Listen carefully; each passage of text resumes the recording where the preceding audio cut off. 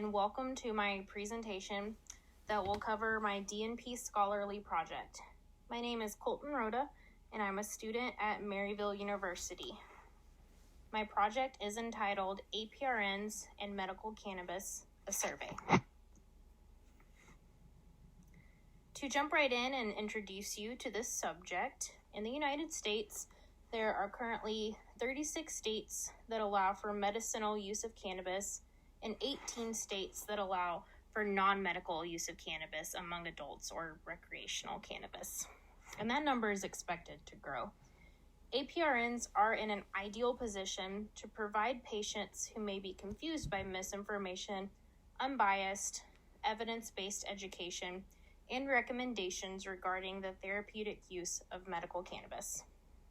So we all know that APRNs are on the front line of patient care.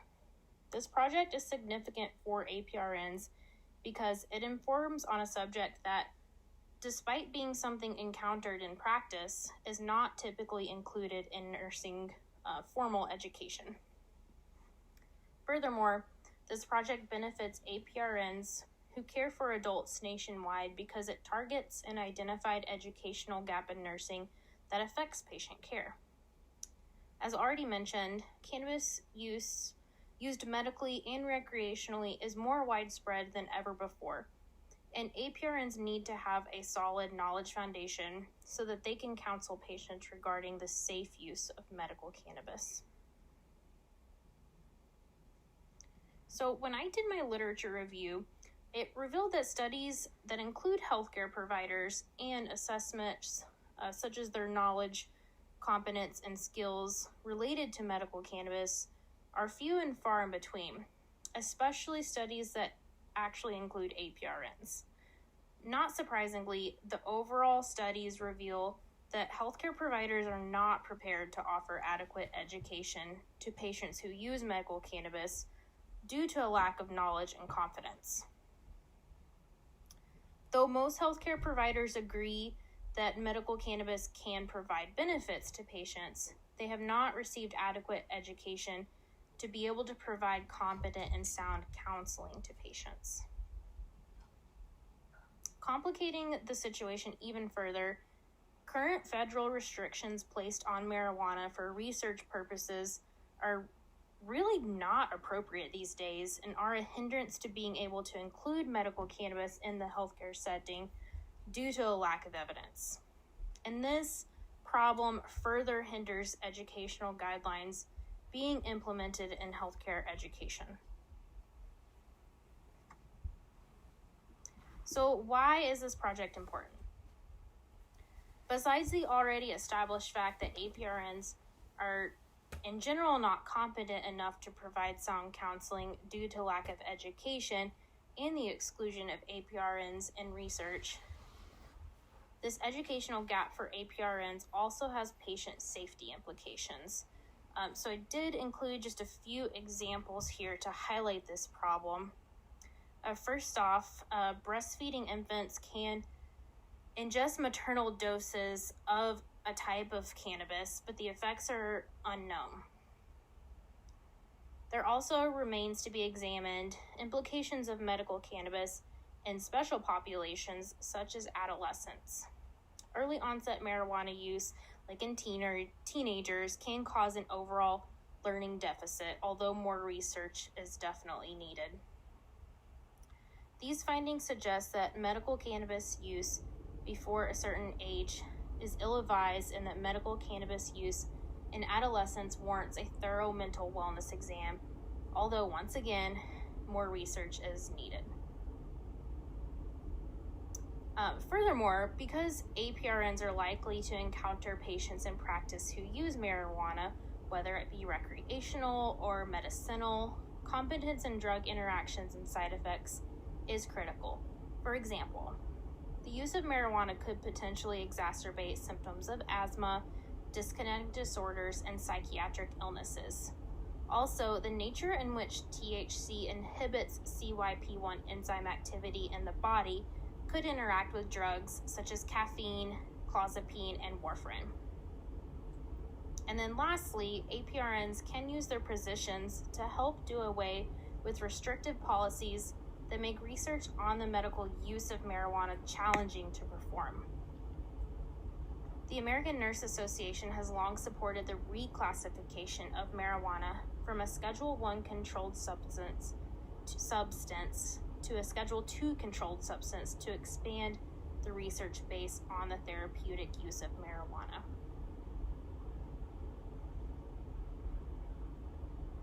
So the overall purpose of this observational study is to assess the knowledge, attitudes, and confidence of APRNs related to medical cannabis.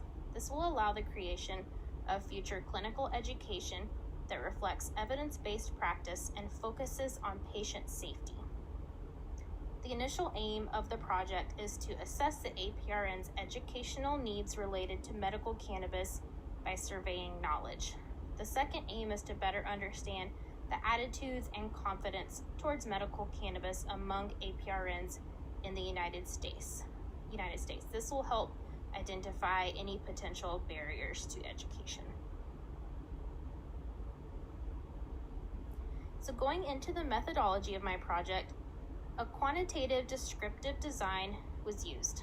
Participants were engaged using an online survey. This anonymous survey was modified based on the survey created by author Philpott in 2019 and a group of researchers, and they surveyed the attitudes, beliefs, and knowledge about medical cannabis among primary care providers. This original survey was created based on qualitative data from patient surveys and then pilot tested and further modified to produce a final survey that measures the variables of attitudes, beliefs, and knowledge. Most of the respondents in that study were physicians. For this study, the questions related to attitudes and knowledge were modified for a sample of APRNs. Questions were added to represent the variable of confidence. All the questions related to the variables of knowledge, attitudes, and confidence were measured on a Likert scale. The survey was reviewed by a panel of experts to ensure content and construct validity, and further refinement was completed until the final survey was produced. The panel of experts that helped out included the Assistant Director of Doctor of Nursing Practice Programs at Maryville, an Associate Professor at Maryville, and a Doctor of Pharmacy who's experienced in medical cannabis research. So I'll go through my inclusion-exclusion criteria quickly because I kept it very simple. Basically, the participant had to be licensed in the United States. They had to be actively practicing as an APRN and work primarily with adult patients. So anyone younger than 18 was excluded, students were excluded, and anyone in a specialty such as peds were excluded. The online survey was launched through Qualtrics, and the survey was entirely voluntary and anonymous. The social media site Facebook was used to disperse the survey to APRNs in a large private Facebook group with members in multiple states. The consent form template provided by Maryville University was utilized and modified as directed to represent implied consent. Lastly, the survey had an estimated completion time of 7 minutes, and it could be completed on either a laptop computer or a smartphone. I used SPSS software to analyze the data provided by the 25 participants. Descriptive statistics was used to provide observational data. Frequency counts and percentages were computed for the 4 questions related to the overall knowledge and attitudes towards medical cannabis. For my larger question groups that represented the variables of knowledge, attitudes, and confidence related to medical cannabis, frequency counts and percentages were also used to gain an overall understanding of the sample. So going into my results, the study was observational in nature, and it made no attempt to answer research questions or support hypotheses. The Qualtrics survey itself consisted of 17 questions, and it did have questions related to demographic data, as well as those questions on the Likert scales related to the variables of knowledge, confidence, and attitudes. I had a total of 43 respondents, and 25 met the inclusion criteria to fully complete the survey. Descriptive statistics were used to analyze the characteristics of the 25 participants. Like I said, I used frequency counts and percentages to display the demographic data of the sample. Most of the sample, 84%, had been licensed as APRNs for between 0 and 5 years. Most of the sample, 88%, had a master's degree instead of a doctorate or PhD, and 100% of the sample identified as female. Regarding personal exposure to medical cannabis, most of the participants did not know of a close friend or relative who used medical cannabis. In practice, however, most of the sample had been asked about medical cannabis by a patient.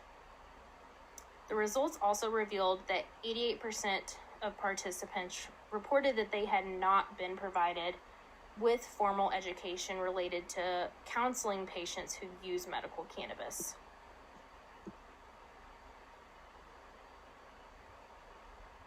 So this is table 1 for my final manuscript. It shows my demographic data. Just wanted to illustrate how I set up my data tables with frequency counts and percentages to display my results in a way that's super easy to digest. The remainder of my tables that represented my different variables were very similar to this. So going into the results of my 3 main variables, most of the participants, 72%, agreed that medical cannabis is at least somewhat helpful in treating specific conditions and symptoms of conditions. Some examples of conditions that were included are cancer, glaucoma, and post-traumatic stress disorder. Some examples of symptoms included in the survey were pain, nausea, vomiting, and anxiety. These conditions and symptoms were included in the original survey. The original survey's knowledge domain was influenced by Minnesota's state medical cannabis program and the qualifying conditions in that state, which are comparable to other state programs. These knowledge questions were not intended to address true knowledge of medical cannabis, but rather knowledge of what medical cannabis is currently being approved for in practice based on the evidence that we do have. The overall attitudes of the sample of APRNs were positive, related to medical cannabis being used as a medical therapy. Over half, so 56%, strongly agreed, and 96% of participants at least somewhat agreed that medical cannabis is a legitimate therapy and that it is safe when it is used responsibly. Furthermore, much of the sample agreed that APRNs should be responsible for counseling patients about the uses of medical cannabis, and they were interested in learning more about it.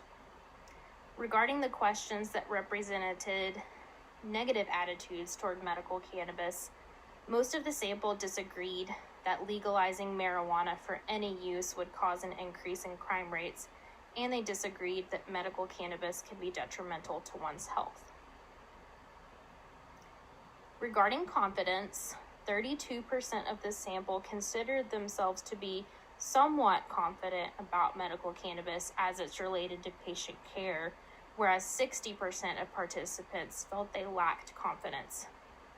This is similar to previous findings, wherein about half of the participants reported they did not feel competent enough to educate patients about medical cannabis.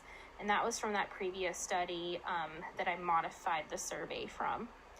The questions in the survey that measured confidence focused on the domains of being prepared to answer patient questions about medical cannabis, confidence in discussing safety issues, comfort discussing drug interactions with medical cannabis, and a subjective measure of personal knowledge about medical cannabis. So going into the discussion, overall impression at the completion of the study, the observational study revealed that most of the APRN participants possessed knowledge of medical cannabis, but overall lacked confidence to provide patient with counsel in the clinical setting. Furthermore, the majority of the participants possessed positive attitudes toward medical cannabis as a legitimate therapy and assuming the role responsibility to counsel patients regarding medical cannabis. Although no inferences can be made in the present study, it was noted that most of the sample had never received formal education. These findings were consistent with a previous study that revealed an overall lack of confidence among providers regarding medical cannabis in the clinical setting. The finding that much of the sample had not received formal education related to medical cannabis was also consistent with previous studies. So the study also revealed that 88% of the sample had been asked about medical cannabis by a patient, and this really just highlights the need to be able to provide safe counseling to patients because they are asking about it. Overall, these results further confirm the general lack of education related to medical cannabis among medical providers and now among APRNs especially. So one of the major strengths of this study was that it included a sample exclusively of APRNs. The lack of APRNs included in research on medical cannabis was mentioned as a weakness of the existing body of literature, and this study and hopefully future studies will change this by including more APRNs who are on the forefront of patient care. Another strength of this study was the survey itself. Like I mentioned before, it was modified by a previous study in which the researchers developed the survey questions based on qualitative data from patient surveys and then pilot tested it and further modified it. And like I had already mentioned, I modified it with the counsel of a panel of experts. Limitations of this study include the small sample. There were 25 participants and the lack of diversity among the sample. So my initial objective was to obtain a large sample, hopefully at least 100, of a nationally representative group of diverse APRNs. However, time constraints and maybe some other unknown barriers that had to do with the pandemic led to a small, homogeneous sample. There were representatives from 17 states, but only 6 states had at least 2 participants. Furthermore, the entire sample identified as female, and only 3 participants had a doctorate and or PhD. It also consisted mostly of APRNs who had been practicing for less than 5 years. The internet-based method of recruiting I used was meant to reach a larger audience, especially during the pandemic, but this recruiting method may have limited the diversity of the sample as it was convenient sampling. Due to the small sample and lack of diversity, the decision was made by me, my faculty chairperson, and a statistician that inferential statistics would not be generalizable and that the study would remain observational in nature. However, the results do coincide with previous studies, and hopefully future studies will be able to capture more insights into whether characteristics such as years of practice, highest level of education, and identified gender play a role in knowledge, attitudes, and confidence related to medical cannabis. Lastly, just the study being observational in nature and use of a survey could have led to a self-report bias in which answers were misreported based on maybe what the participant thought the right answer was regarding the variables of attitudes and confidence rather than the true answer. I did make an attempt to combat this type of bias using a fully anonymous survey software, and the fact that it was fully anonymous was made clear in the informed consent.